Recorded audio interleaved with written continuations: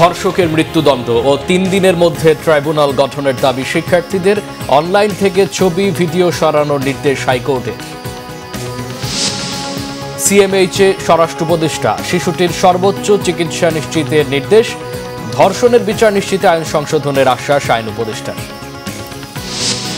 সায়দাবাদ পানি শোধনাগার নির্মাণ প্রকল্পের ফেজ 3 এবং মেঘনা নদী রক্ষা মহাপরিকল্পনা প্রকল্পের কাজের ধীরগতিতে প্রধান উপদেষ্টার অসন্তোষ। অর্থনৈতিক কেলেঙ্কারিতে সংশ্লিষ্টতার অভিযোগে সামিট ও নাবিল গ্রুপের প্রায় 150 কোটি টাকার ব্যাংক হিসাব জব্দ করেছে দুদক। দেখছিলেন ক্রাউন সিমেন্ট সংবাদ শিরোনাম। আগামী 3 দিনের মধ্যে ধর্ষণ বিরোধী বিশেষ ট্রাইব্যুনাল গঠন সহ 5 দফা দাবি জানিয়েছে ধর্ষণ বিরোধী মঞ্চের শিক্ষার্থীরা। সন্ধ্যায় মশাল মিছিল নিয়ে রাজু ভাস্কর্যের পাদদেশে অবস্থান নিয়ে এসব দাবি জানান শিক্ষার্থীরা। রাতে বিক্ষোভ স্থগিত করে ওই আলটিমেটাম দেন তারা। দাবি আদায় না হলে 3 দিন পর আবারও রাজপথে নামার হুঁশিয়ারি দেন তারা। ধর্ষকের সর্বোচ্চ শাস্তির দাবিতে রবিবার সন্ধ্যায় ঢাকা বিশ্ববিদ্যালয়ের রাজু ভাস্কর্যের পাদদেশে মশাল মিছিল নিয়ে অবস্থান নেন শিক্ষার্থীরা। সেখানে বিভিন্ন স্লোগান দিয়ে মিছিলটি বিশ্ববিদ্যালয়ের বিভিন্ন হল প্রদক্ষিণ করে আবারও রাজু ভাস্কর্যের পাদদেশে অবস্থান নেয়। পরে শিক্ষার্থীরা আগামী 3 দিনের মধ্যে ধর্ষণ বিরোধী বিশেষ ট্রাইব্যুনাল গঠনসহ 5 দফা দাবি জানিয়ে বিক্ষোভ স্থগিত করেন। আমরা বলতে চাই যে আগামী 3 দিনের মধ্যে যদি এই বিশেষ ট্রাইব্যুনাল গঠন না হয় তাহলে আমরা আমাদের 5 দফা দাবি নিয়ে আবার পুনরায় মাঠে আসব। দাবি আদায় না হলে আবারও রাজপথে নামার হুঁশিয়ারি দেয় ধর্ষণ বিরোধী মঞ্চের শিক্ষার্থীরা। আজকে আমাদের পক্ষ থেকে 5 দফা দাবি আমরা ঠিক করেছি। সেখানে প্রথম 2টি দাবি আমাদের আশিফা যে শামসুন্নাহার হলের শিক্ষার্থী তিনি ঘোষণা করেছেন। বাকি 3টি দাবি আমি এখানে বলছি। প্রথম 2টির মধ্যে আমরা বিশেষ করে এখানে বিশেষ ট্রাইব্যুনালের কথা বলেছি এবং বিশেষ ট্রাইব্যুনাল গঠনের জন্য 72 ঘন্টার আলটিমেটাম দিয়েছি।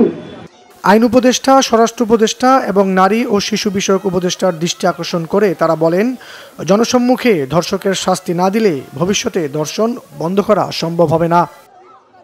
মোবাশ্বের আহমেদ, বাংলা ভিশন, ঢাকা।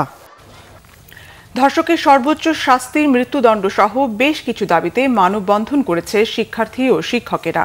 রবিবার সকাল থেকে ঢাকা বিশ্ববিদ্যালয় ও বুয়েট সহ রাজধানীর বিভিন্ন জায়গায় মানববন্ধন, বিক্ষোভ কর্মসূচি পালন করা হয়। নিপীড়ন বন্ধ না হওয়া পর্যন্ত বর্তমান সরকারের সমালোচনা করেন বিক্ষোভকারীরা। রিপোর্ট জিয়া খানের। ধর্ষণ ও নিপীড়নের প্রতিবাদে ক্ষোভে উত্তাল শিক্ষার্থীরা।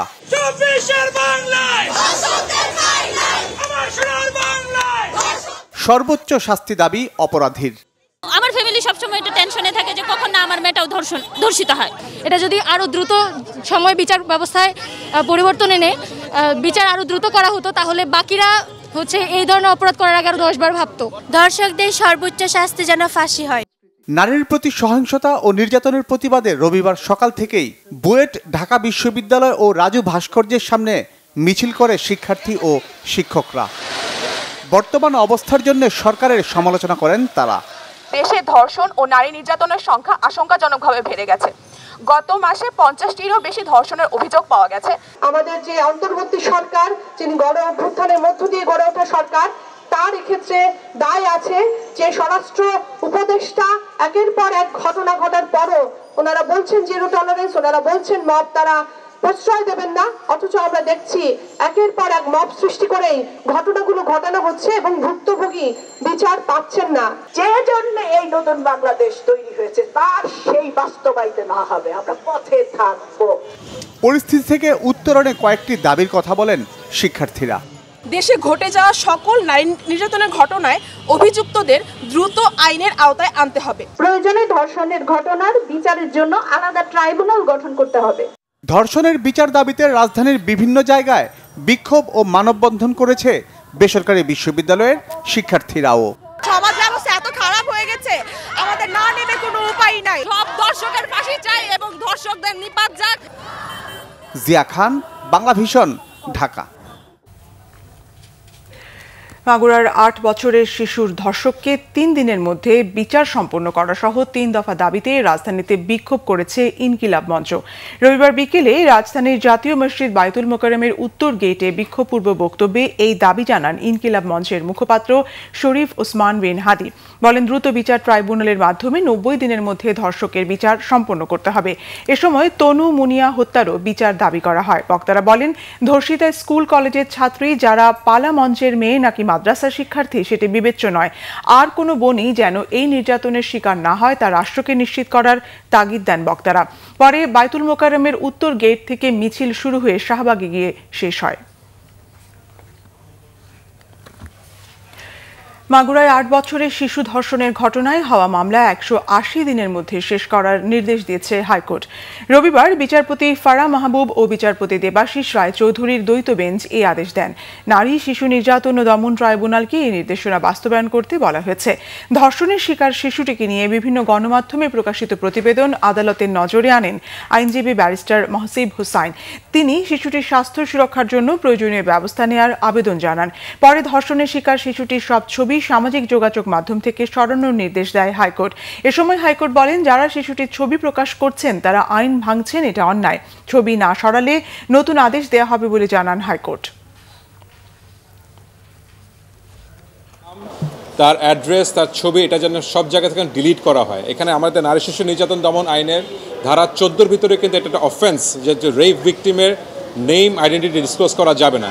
সেটা বাস্তবায়নের জন্যই বিটিআরসি আর ল এনফোর্সমেন্ট এজেন্সির উপরে ডাইরেকশন দেওয়া আছে যাতে করে এটাকে রিমুভ করে দেওয়া হয়। এটা যদি না করা হয়, তারা যদি ব্যর্থ হন, সেই ক্ষেত্রে এই দুই গভর্নমেন্ট বডি তো পানিশেবল হবেই। এছাড়া যারা যারা এখানে পাবলিশ করেছেন তার ডিটেলসগুলো প্রত্যেকটা ইন্ডিভিজুয়ালকে যেন আইডেন্টিফাই করে তাদের এগেনস্টে যেন আমাদের ধারাবাহিক লর আন্ডারে যেন তাদের এগেনস্টে পানিশমেন্ট নেওয়া হয়। এদিকে মাগুরায় ধর্ষণের শিকার শিশুটির সর্বোচ্চ চিকিৎসা সেবা নিশ্চিত করার নির্দেশ দিয়েছেন স্বরাষ্ট্র উপদেষ্টা জাহাঙ্গীর আলম চৌধুরী। সকালে সম্মিলিত সামরিক হাসপাতাল সিএমএইচে শিশুটিকে দেখতে গিয়ে তিনি এই নির্দেশ দেন। এ সময় সম্মিলিত সামরিক হাসপাতালের ঊর্ধ্বতন কর্মকর্তারা উপস্থিত ছিলেন। চিকিৎসকরা জানান, এখনও জ্ঞান ফেরেনি শিশুটির। শনিবার শিশুটিকে ঢাকা মেডিকেল কলেজ হাসপাতাল থেকে সম্মিলিত সামরিক হাসপাতালে নেওয়া হয়। স্বরাষ্ট্র উপদেষ্টা বলেন, দোষীরা যেন কোনোভাবেই ছাড় না পায় এ বিষয়ে স্বরাষ্ট্র মন্ত্রণালয় সোচ্চার রয়েছে।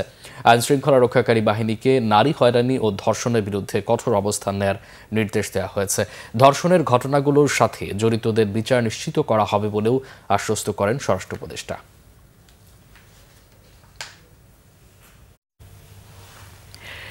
৩ মাসের মধ্যে ধর্ষণের বিচার নিশ্চিতে আইন সংশোধনের কথা জানিয়েছেন আইন উপদেষ্টা অধ্যাপক ডক্টর আসিফ নজরুল। তথ্য উপদেষ্টা মাহফুজ আলম জানিয়েছেন, যেখানে মব হবে সেখান থেকেই জড়িতদের তুলে আনা হবে। আর স্বরাষ্ট্র উপদেষ্টার ঘোষণা, আইন শৃঙ্খলা বাহিনীর মানবিক আচরণের সুযোগে ধর্ষণ বা নিষিদ্ধ কোনো সংগঠনের তৎপরতার জায়গা বাংলাদেশে হবে না। মুহিবুল্লাহ মুহিবের রিপোর্ট। দেশব্যাপী মব ভায়োলেন্স, ধর্ষণ, নারীদের উপর যৌন হয়রানির বিরুদ্ধে সোচ্চার দেশের ছাত্র জনতা। মাগুরায় বোনের শ্বশুর বাড়িতে বেড়াতে গিয়ে ৮ বছরের শিশু ধর্ষণের ঘটনায় নড়ে চড়ে বসেছে সরকার। সচিবালয়ে ৩ উপদেষ্টার এমন সংবাদ সম্মেলনে জানান দিচ্ছে, সরকারের ভেতরেই এসব ঘটনা নিয়ে চলছে অস্বস্তি। এসব ঘটনায় দেশবাসীর কাছে ক্ষমা চাইলেন আইন উপদেষ্টা। দেশের জনগণের কাছে জানাতে চাই যে আমরা আপনাদের কাছে ক্ষমা প্রার্থী। আমাদের অনেক ব্যর্থতা আছে, কিন্তু আমরা উত্তরোত্তর চেষ্টা করি এবং আজকে আমরা সিদ্ধান্ত নিয়েছি আমরা আরও কঠোর হব, আরও সজাগ হব, আরও কোঅর্ডিনেটেড ওয়েতে আমরা কাজ করব। নারীর প্রতি সহিংসতার ক্ষেত্রে আমরা সর্বোচ্চ আন্তরিকতা দিয়ে এটা স্টপ করার চেষ্টা করব। জানান, দ্রুত সময়ের মধ্যে ধর্ষকদের শাস্তি নিশ্চিতে আইন সংস্কারের সিদ্ধান্ত নিয়েছে সরকার। আজকে আমরা রিয়ালাইজ করেছি এই পরিস্থিতির কারণে, আজকে মানে গ্র্যাজুয়ালি রিয়ালাইজ করে আজকে আমরা একটা সিদ্ধান্তে এসেছি যে আমাদের কঠোর হওয়ার সময় এসেছে এবং এখানে যে কোনো ধরনের মব জাস্টিসকে কঠোর হস্তে দমন করা হবে। আর স্বরাষ্ট্র উপদেষ্টা বলছেন, মব অথবা নারীর প্রতি সহিংসতা আর বরদাস্ত করবে না সরকার। যদি দেশে কোথাও নারীর প্রতি কোনো সহিংসতা বা ধর্ষণের মতো ঘটনা ঘটে, তাদের সম্পূর্ণভাবে আইনের আওতায় নিয়ে আসা হবে, তাদের সর্বোচ্চ শাস্তি নিশ্চিত করা হবে। বাংলাদেশে ধর্ষণের বিরুদ্ধে সরকারের অবস্থান জিরো টলারেন্স। ঢাকা বিশ্ববিদ্যালয়ের শিক্ষার্থীর উপর যৌন নিপীড়ন এবং শাহবাগ থানায় গিয়ে মব তৈরিতে জড়িতরা আইনশৃঙ্খলা বাহিনীর নজরদারিতে রয়েছে বলে জানান তথ্য উপদেষ্টা মাহফুজ আলম। প্রধান উপদেষ্টার উপস্থিতিতে আমরা সিদ্ধান্ত নিয়েছি যে সামনে থেকে মব জাস্টিস পরিস্থিতি তৈরি হলে অথবা কোনো ধরনের থানা ঘেরাও থেকে শুরু করে যে কোনো ধরনের নৈরাজ্যকর পরিস্থিতি হলে এবার থেকে আমরা খুব কঠোর ভূমিকা রাখবো। আইন শৃঙ্খলা বাহিনীর নির্বিঘ্নে দায়িত্ব পালনে কেউ বাধা দিলে তাদের আইনের আওতায় আনার ঘোষণাও দেন 3 উপদেষ্টা। মুহিবুল্লাহ মুহিব, বাংলা ভিশন, ঢাকা। সায়দাবাদ পানি শোধনাগার নির্মাণ প্রকল্পের ফেজ 3 এবং মেঘনা নদী রক্ষায় মহাপরিকল্পনা প্রকল্পের কাজের ধীরগতিতে অসন্তোষ জানিয়েছেন প্রধান উপদেষ্টা ডক্টর মোহাম্মদ ইউনূস। দুপুরে রাষ্ট্রীয় অতিথি ভবন যমুনায় সংশ্লিষ্টদের সঙ্গে বৈঠকে তিনি বিস্ময় প্রকাশ করে জানতে চান এরকম গুরুত্বপূর্ণ প্রকল্প কিভাবে প্রায় 10 বছর আটকে থাকে। ভূগর্ভস্থ পানির উত্তোলন বাড়ায় দিন দিন পরিবেশকে বিরাট হুমকির মুখে ঠেলে দেওয়া হচ্ছে বলে জানান তিনি। প্রকল্পের বাধাগুলো দ্রুত চিহ্নিত করার পাশাপাশি খরচ কমানোর বিষয়েও আলোচনা হয় বৈঠকে। সায়দাবাদ পানি শোধনাগার প্রকল্প ফেজ 3 এর পরিশোধন করে ঢাকা মহানগরীতে বসবাসকারীদের জন্য টেকসই ও পরিবেশ বান্ধব পানি সরবরাহ ব্যবস্থা গড়ে তুলতে মেঘনা নদী রক্ষা মহাপরিকল্পনার উদ্যোগ নেওয়া হয়। এর পাশাপাশি নদী রক্ষা কমিশনকে কিভাবে আরও সক্রিয় করা যেতে পারে এবং পরিবেশ অধিদপ্তর ও নদী রক্ষা কমিশনের মধ্যে সমন্বয় বাড়ানোর বিষয়েও আলোচনা হয় বৈঠকে। অর্থনৈতিক কেলেঙ্কারিতে জড়িত 2 ব্যবসায়ী প্রতিষ্ঠান সামিট ও নাবিল গ্রুপের প্রায় 150 কোটি টাকার ব্যাংক হিসেব জব্দ করেছে দুদক। স্বৈরাচার আওয়ামী লীগ সরকারের সুবিধাভোগী এস আলমের ঘনিষ্ঠ সহযোগী নাবিল গ্রুপের 73টি ব্যাংক হিসেবে থাকা প্রায় 100 কোটি টাকা জব্দ করেছে দুদক। একই সঙ্গে রাজশাহীতে প্রতিষ্ঠানটির 39টি জমির দলিল জব্দেরও আদেশ দিয়েছে আদালত। এছাড়া বিদেশে টাকা পাচারের অভিযোগে সামিট গ্রুপের 191টি ব্যাংক হিসেব থেকে প্রায় 42 কোটি টাকা জব্দ হয়েছে। এদিকে বছরে 66 লাখ টাকার সরকারি গ্যাস অবৈধভাবে ব্যবহার করায় রাজধানীর গ্রিন রোডে রসনা বিলাস ও গ্রিন বাংলা রেস্তোরাঁর বিরুদ্ধে আইনি পদক্ষেপ নেওয়ার সিদ্ধান্ত নিয়েছে দুদক।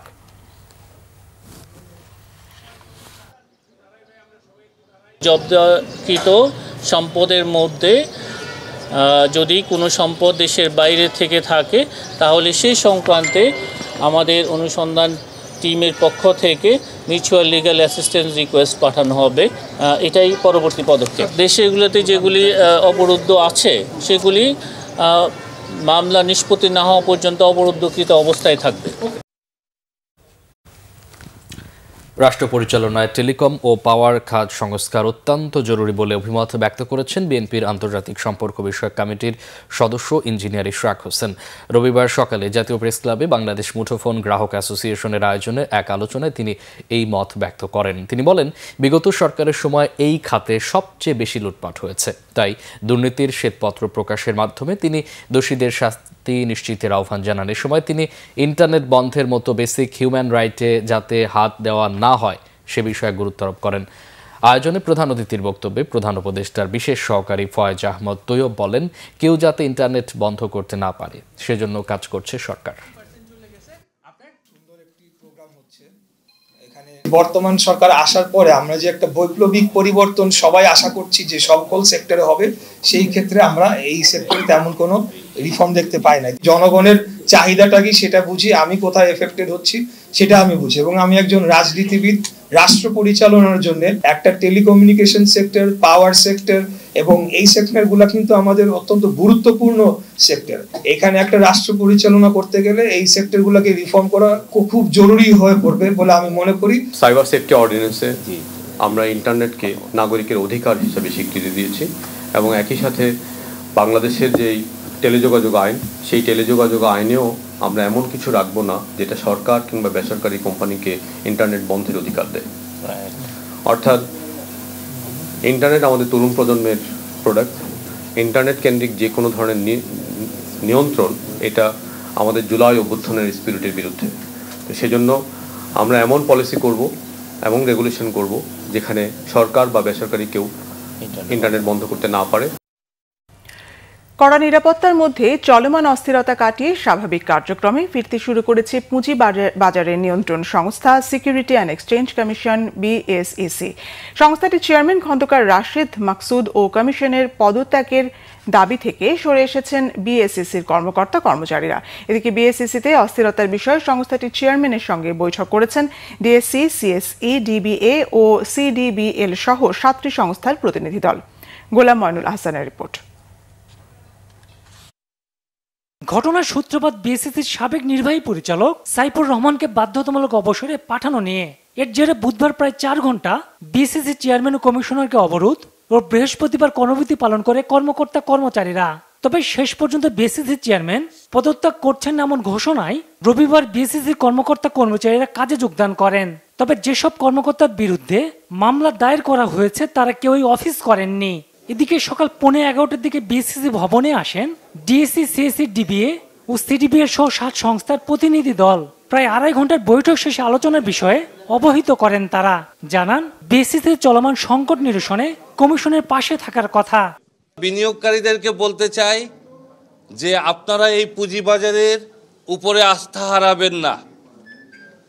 চলমান যে সংস্কার কার্যক্রম তার সফল সম্পাদন এবং সাথে সাথে সরকার কর্তৃক পুঁজিবাজারে যে প্রণোদনা আছে সেটাকে সম্প্রসারণের মাধ্যমে পুঁজিবাজার শীঘ্রই একটি শক্তিশালী অবস্থানে এসে দাঁড়াবে বলে আমাদের দৃঢ় বিশ্বাস।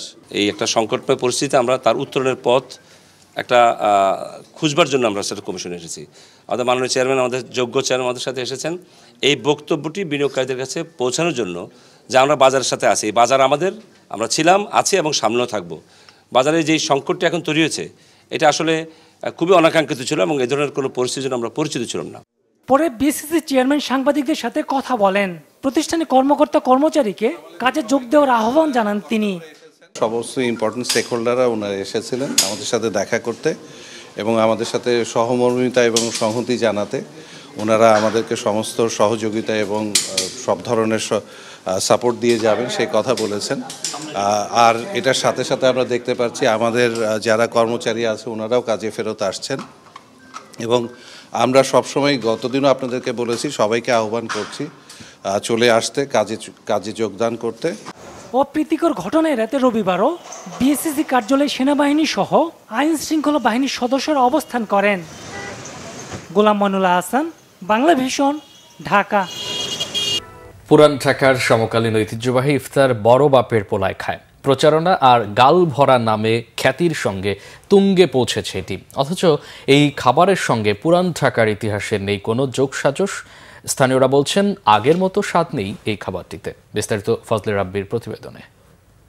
तारे अबर घी का और बारे मसाला जो भी नहीं खाएगा वो भी फंसताएगा। ये है शेख चूरा का भरता, एटार नाम बड़ बापेर पोलाय खाय। ইতিহাস, ঐতিহ্য আর খানদানি ইফতারের জন্য পুরান ঢাকা বরাবরই জনপ্রিয়। মুঘল আমলের ঐতিহ্যের ছাপ ও ছোঁয়ার এইসব ইফতারের কার্যক্রম ঢাকার সব এলাকায় ছড়িয়ে পড়লেও এখনো তুমুল জনপ্রিয়তা ধরে রেখেছে পুরান ঢাকাতেই। বড় বাপের বড় পোলায় খায়, ঠোঙ্গা বইরা লিয়া যায়। সে ৭৮ বছর আগের পুরানো ঐতিহ্য খাবার বড় বাপের পোলায় খায়। 12 পদের খাবার আইটেমের সঙ্গে 12 ধরনের মশলা মিশিয়ে তৈরি হয় সবচেয়ে জনপ্রিয় ইফতার বড় বাপের পোলায় খায়। এর জনপ্রিয়তা এতটাই বেশি যে এই আইটেমটির জন্য রাজধানীর বিভিন্ন এলাকা থেকে ক্রেতারা ছুটে যান চকবাজারে। অথচ পুরান ঢাকার ইতিহাস ও ঐতিহ্যের সঙ্গে এই খাবারটির নেই কোনো সখ্যতা। সময়ের পরিবর্তে স্বাদেও এসেছে ভিন্নতা। এখন যদি আপনি মিনিমাইজ করেন এটার টেস্ট বলতে ফলাফল শূন্য, নো টেস্ট, জাস্ট নামে চলতেছে। একদম অনেস্টলি স্পিকিং, যারা স্থানীয় থাকে বা আমরা যারা স্থানীয় আছি আমরা সাধারণত এটা কখনো কিনি নেই বা কেনার আগ্রহ প্রকাশ করি নাই। বড় বাপের পোলার লিয়ে টাটকা নিয়ে সুন্দর করে নর্মালে রাখতে হবে, একখানে রাখলে জিনিস গান্ধ হয়ে যাবে এটা। তবে কারো কারো মতে এই খাবারের সূচনা কিংবা পেছনের ইতিহাস যেমনই হোক না কেন পুরান ঢাকার মানুষের সঙ্গে মিশে রয়েছে এই খাবারটি। এখান থেকে কিনে না নিয়ে যাই তাহলে পরিবারের সদস্যদের মনে হয় না যে আজকে ইফতারি করা হয়েছে। ট্রাই করে দেখতে পারেন, এটা খাইতে পারেন, এটা সমস্যা নাই এটা। আর আমরা প্রত্যেক বছর প্রত্যেক দিন আমাদের এটা লাগবেই। এখন ওই এক দোকানের সেল দেখে আরও অনেকে উৎসাহিত হচ্ছে। আপনি লালবাগের কর্নারে গেলে পাবেন এটা আছে, এই খাওয়া আছে। হাজারীবাগ আপনি ওখানেও পাবেন। বাংলায় একটা প্রবাদ আছে, প্রচারেই প্রসার, যার বড় উদাহরণ বড় বাপের পোলাই খায় খাবারটি। গাল ভরা নাম আর প্রচারণায় খ্যাতির তুঙ্গে এই খাবার আইটেমটি। অথচ স্বাদ ও দামে এসেছে ভিন্নতা। স্থানীয়রা বলছেন যথাযথ মান ধরে রাখতে না পারলে অচিরেই জনপ্রিয়তা হারাবে খাবারটির। ফজলে রাব্বি, বাংলা ভিশন, ঢাকা।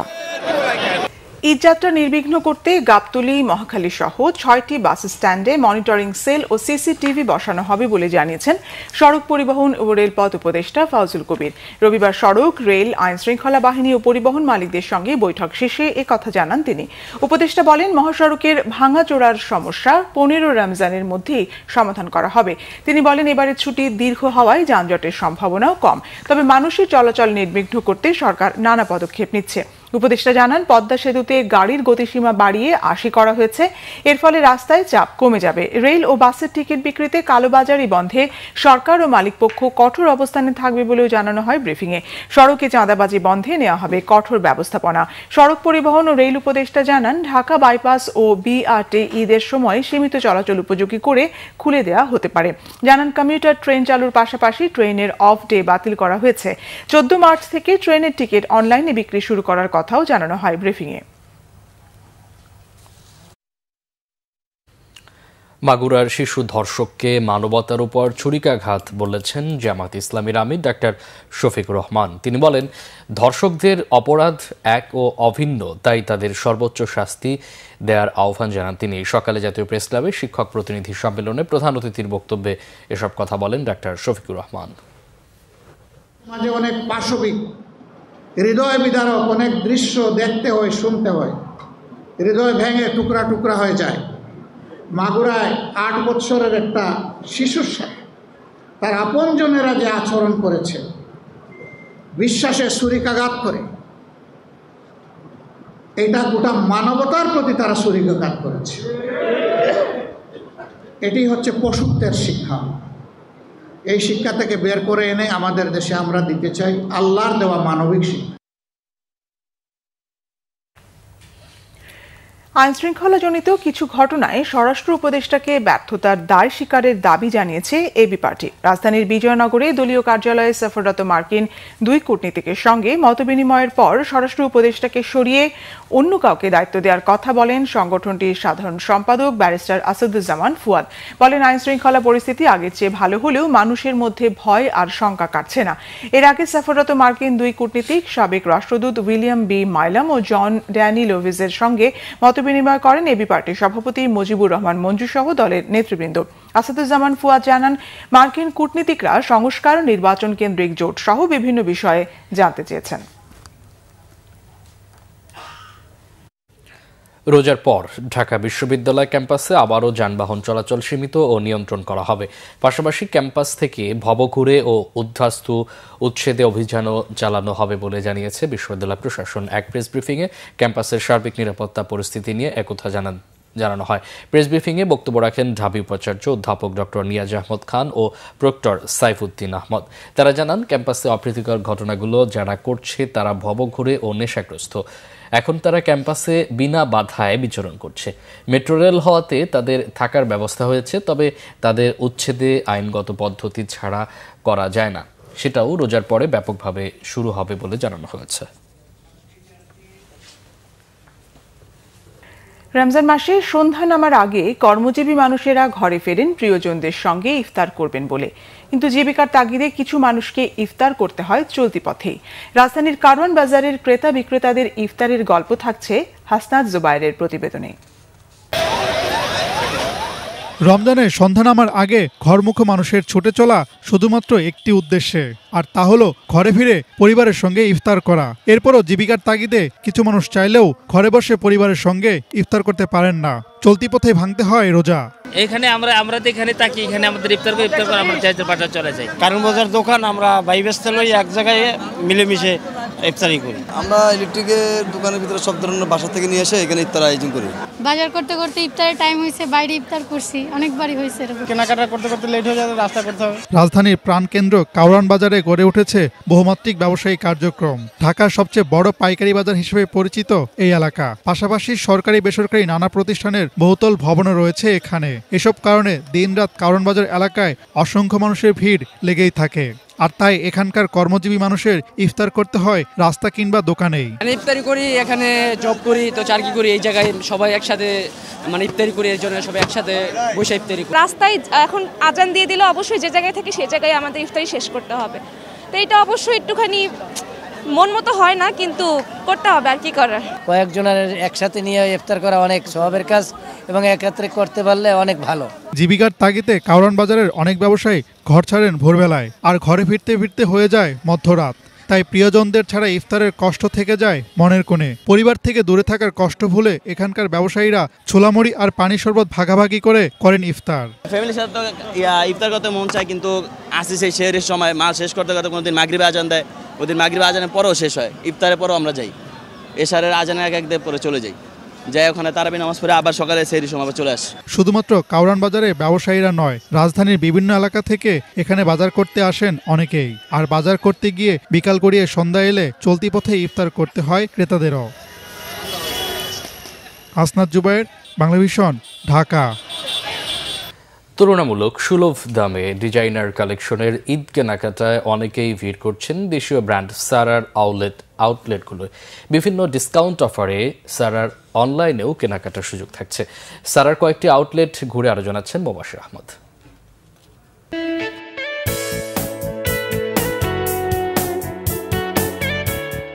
ঈদের কেনাকাটা করতে ফ্যাশন হাউসগুলোতে এরই মধ্যে ক্রেতা সমাগম শুরু হয়েছে। ক্রেতাদের পছন্দের চাহিদা মাথায় রেখে এক্সক্লুসিভ নানা পোশাকের সম্ভার নিয়ে এসেছে জনপ্রিয় ফ্যাশন হাউস সারা। ক্রেতাদের ক্রয় ক্ষমতার বিষয়টিকে সবসময়ই প্রাধান্য দেয় সারা। ঈদ কালেকশনে এবারও তার ব্যতিক্রম হয়নি। ডিজাইন ও প্যাটার্নের বৈচিত্র্যের দিকটি বিবেচনা করে মূল্য নির্ধারণ করা হয়েছে। সারা বরাবরই হচ্ছে গিয়ে সব ধরনের ক্রেতা সাধারণ কথা মাথায় রেখে প্রাইস লিস্টটা করে, এবারও তার ব্যতিক্রম নয়। আসলে আমাদের কিছু সিলেক্টেড ব্যাংক কার্ডে হচ্ছে 10% ডিসকাউন্ট পাবে। এছাড়া আমাদের বিকাশ একটা ক্যাম্পেইন চলছে 20% ক্যাশব্যাক, সেটাও অনেক কাস্টমাররা গ্যাপ করতে পারবে। সারা থেকে 4000 টাকার সর্বনিম্ন কেনাকাটায় একটি করে কুপন পাবে, আর কুপন জিতলে কাস্টমার আমাদের থেকে রয়্যাল এনফিল্ড একটা বাইক আছে এটা পাবে। এরপরে Dhaka two Kuala Lumpur air ticket আছে, কাপল টিকিট, সিঙ্গেল টিকিট না, কাপল টিকিট আমাদের। ছেলে শিশুদের জন্য রয়েছে সিঙ্গেল শার্ট ও শার্ট প্যান্টের সেট। বড়দের জন্য থাকছে পাঞ্জাবি পাজামা ও পোলো শার্টের বিশেষ কালেকশন। মেয়ে শিশুদের জন্য T shirt, party frock, two piece, lehenga. বড়দের জন্য শাড়ি, 3 পিস। সারার এবারের বিশেষ ঈদ আয়োজনের মধ্যে থাকছে পরিবারের সবার জন্য একই ডিজাইনের পোশাক। একই আউটলেটে সবার পোশাক কেনার এই সুযোগ কাজে লাগাচ্ছেন অনেকেই। আমার ভাইয়ের জন্য এবং ভাইস্তা আছে, ওর জন্য কেনাকাটা করতে পেরেছি। এখানে নানান ধরনের ভ্যারিয়েশন আছে, সো ওই জন্য চুজ করা। আর এখানে উইন্টার কালেকশন আমি আগে ইউজ করেছি, ওগুলো অনেক ভালো, এই জন্যই এই বছর সারাকে চুজ করা আমার। লাস্টের দিকে অনেক ভিড় হয়ে যায়, দ্যাটস ওয়াই আগে করা, যাতে ভিড়ভাড়ের ভিতরে গঞ্জামের কারণে যাতে না পড়তে হয়, এই জন্য আগে ভাগে শপিংটা করা হচ্ছে। আমি এর আগেও সারা থেকে শপিং করছি, আমার খুব ভালো লাগে সারাতে শপিং করতে। ইভেন আমি যে ড্রেসটা পরে আছি এটাও সারার। সাধ্যের মধ্যেই, সাধারণ পাবলিক নিতে পারবে এরকম মূল্যেই পাওয়া যায়। বিভিন্ন ডিসকাউন্ট অফারে সারার অনলাইনেও কেনাকাটা করছেন কেউ কেউ। মোবাশির আহমেদ, বাংলাভিশন, ঢাকা।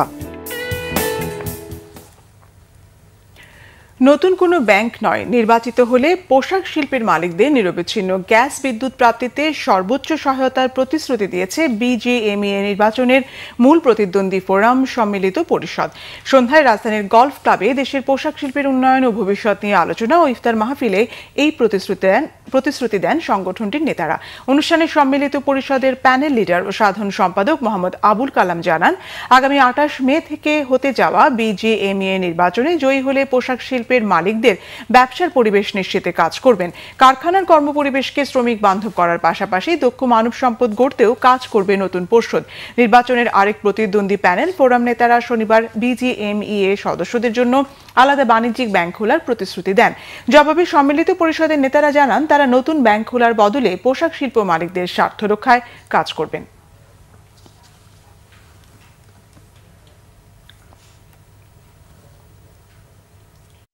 এবার আরো কিছু খবর নিয়ে একটি ডেস্ক রিপোর্ট। ময়মনসিংহের ধোবাউড়ায় আলেম ওলামা, ইসলামী চিন্তাবিদ, মসজিদের ইমাম ও এতিমদের জন্য ইফতারের আয়োজন করে বিএনপি। এতে বক্তব্য রাখেন বিএনপির যুগ্ম মহাসচিব সৈয়দ ইমরান সালেহ প্রিন্স। এ সময় বিএনপির বিরুদ্ধে অপপ্রচারে বিভ্রান্ত না হতে আলেম ওলামাদের প্রতি আহ্বান জানান তিনি। বলেন, বিএনপি ধর্মীয় মূল্যবোধ, স্বাধীনতা ও সাম্প্রদায়িক সম্প্রীতিতে বিশ্বাসী। C2 সামিট জয়ে বিশ্ব রেকর্ড গড়ার মিশনে পর্বতারোহী ইকরামুল হাসান শাকিলের পাশে প্রধান পৃষ্ঠপোষক হিসেবে থাকছে দেশের শীর্ষস্থানীয় ফুড ব্র্যান্ড প্রাণ, আর স্ন্যাক্স পার্টনার হিসেবে থাকছে জনপ্রিয় নুডলস ব্র্যান্ড মিস্টার নুডলস। রাজধানীর গুলশানে এক সংবাদ সম্মেলনে পর্বতারোহী শাকিল তার C2 সামিট জয়ের বিস্তারিত পরিকল্পনা তুলে ধরেন। জানান, গত 25 ফেব্রুয়ারি কক্সবাজারের ইনানি সমুদ্র সৈকত থেকে পায়ে হেঁটে তিনি 90 দিনের মধ্যে সামিট জয়ের অভিযান শুরু করেছেন। প্রাণ RFL গ্রুপের পরিচালক বিপণন Kamruzzaman Kamal, Bangla mountaineering and trekking ক্লাবের প্রতিষ্ঠাতা ইনাম আল হক, BMTCর সভাপতি ও দুবারের এভারেস্ট জয়ী MA মোহিত, UNDPর head of communications Mohammad Abdul Qayyum, Lion কলর লিমিটেডের বিপণন পরিচালক তন্ময় দত্তগুপ্ত, মিস্টার নুডলসের জেনারেল ম্যানেজার তোষণ পাল সহ অনেকে উপস্থিত ছিলেন এ সময়। এবার দেশের সুপার ব্র্যান্ড ওয়ালটনের রেফ্রিজারেটর কিনে মিলিয়নিয়ার হলেন নেত্রকোনার খোকন মিয়া। নেত্রকোনা সদরে মদন বাস স্ট্যান্ডের পাশের মাঠে এক অনুষ্ঠানে খোকন মিয়ার হাতে 10 লাখ টাকার চেক তুলে দেন ব্র্যান্ড অ্যাম্বাসেডর চিত্রনায়ক আমিন খান এবং ওয়ালটন ডিস্ট্রিবিউটর নেটওয়ার্কের head of sales Mohammad Firoz Alam. Walton distributor নেটওয়ার্কের divisional sales manager Moshiur Rahman সহ স্থানীয় গণ্যমান্য ব্যক্তি উপস্থিত ছিলেন এ সময়। ঈদের আগে এমন একটি পুরস্কার পেয়ে বেশ আনন্দিত খোকন মিয়ার পরিবার। তেজগাঁও থানার 25 নম্বর ওয়ার্ড বিএনপি পরিবারের উদ্যোগে দোয়া ও ইফতার মাহফিল হয়েছে। প্রধান অতিথি ছিলেন সাইফুল আলম নীরব। এ সময় দেশ ও জাতির জন্য দোয়া ও বিএনপি চেয়ারপারসন বেগম খালেদা জিয়ার রোগ মুক্তি কামনা করা হয়। এর আয়োজন করেন 25 নম্বর ওয়ার্ডের বিএনপির সাবেক সভাপতি Mujahidur Rahman. Bangla vision news desk. আন্তর্জাতিক অপরাধ ট্রাইব্যুনালে গুমের অভিযোগ দায়ের করেছেন সাবেক রাষ্ট্রদূত মারুফ জামান। ঢাকা উত্তর সিটির সাবেক মেয়র আতিকুল ইসলাম, আওয়ামী লীগের শিক্ষা বিষয়ক সম্পাদক শাহিনুর মিয়া সহ 9 জনের বিরুদ্ধে 12 মে তদন্ত প্রতিবেদন দাখিলের নির্দেশ দিয়েছেন ট্রাইব্যুনাল। গালমান শফির রিপোর্ট। 2017 4 ডিসেম্বর 4 ডিসেম্বর আমি যখন যাচ্ছিলাম, সাবেক রাষ্ট্রদূত মারুফ জামান জানান, শেখ হাসিনা ও ভারত বিরোধী মনোভাব নিয়ে লেখা প্রকাশ করায় 2017 সালের 4 ডিসেম্বর অস্ত্রের মুখে গুম করা হয় তাকে। রবিবার আন্তর্জাতিক অপরাধ ট্রাইব্যুনালে এসে অভিযোগ দায়ের করেন তিনি। মারুফ জামান আয়নাঘরে বন্দী ছিলেন 16 মাস। জানিয়েছেন আয়নাঘরে নির্মম নির্যাতনের কথা। আমি ভারত বিরোধী ছিলাম এবং আমি হাসিনার যত কুকীর্তি, গুম, খুন, যে এক্সট্রা জুডিশিয়াল কিলিং, তারপরে যে সিক্রেট চুক্তিগুলো করা হতো, তারা আমাকে অনেক ওয়ার্নিং দিয়েছে, লেখা বন্ধ করো। আমি বলছি না, আমার কলম আপনারা বন্ধ করতে পারবেন না। সেই জন্য আমি লিখতাম। সেই লেখার জন্য আমাকে তারা নিয়ে তারা বলেছে, এখন দেখি আপনাদের কলমের জোর বেশি না আমাদের অস্ত্রের জোর বেশি। তারা সেখানে আমাকে 5 মাস রাখে হলো রিমান্ড সেল, যেখানে গ্রেড 2 টর্চার 24 ঘন্টা একজনের বন্দির উপর চালানো হতো। যে কর্মকর্তারা আমার সাথে চাকরি করেছে এবং বিদেশে দেশে, সে ব্রিগেডিয়ার, সে কর্নেল, তারাই অবসর নিয়ে আমাকে যে অমানসিক অত্যাচার করতো, যেটা কি মানুষ। এদিকে জুলাই অভ্যুত্থানে উত্তরায় গণহত্যার অভিযোগে ঢাকার উত্তর সিটি কর্পোরেশনের সাবেক মেয়র আতিকুল ইসলাম সহ মোট 9 আসামির তদন্ত প্রতিবেদন 12 মের মধ্যে দাখিলের নির্দেশ দিয়েছেন আন্তর্জাতিক অপরাধ ট্রাইব্যুনাল। সেই সাথে ওসি মুজিবুর রহমানকে 16 মার্চ ও এসি জাবেদ ইকবালকে 18 মার্চ জিজ্ঞাসাবাদের অনুমতি দিয়েছে ট্রাইব্যুনাল। জুলাই আগস্ট এই ছাত্র অভ্যুত্থান, জনতার অভ্যুত্থান চলাকালে সেখানে এই যাদের 2 জনের ব্যাপারে আমরা ইন্টারোগেশন চেয়েছি, এদের নেতৃত্বে প্রায় 2 শতাধিক ছাত্র জনতাকে সেখানে হত্যা করা হয়। সে কারণে তাদের কাছ থেকে ডিটেইল তথ্য উদ্ঘাটনের জন্য তাদেরকে আমরা জিজ্ঞাসাবাদ করার জন্য অনুমতি দিয়েছি। আদালত তাদেরকে অনুমতি দিয়েছেন।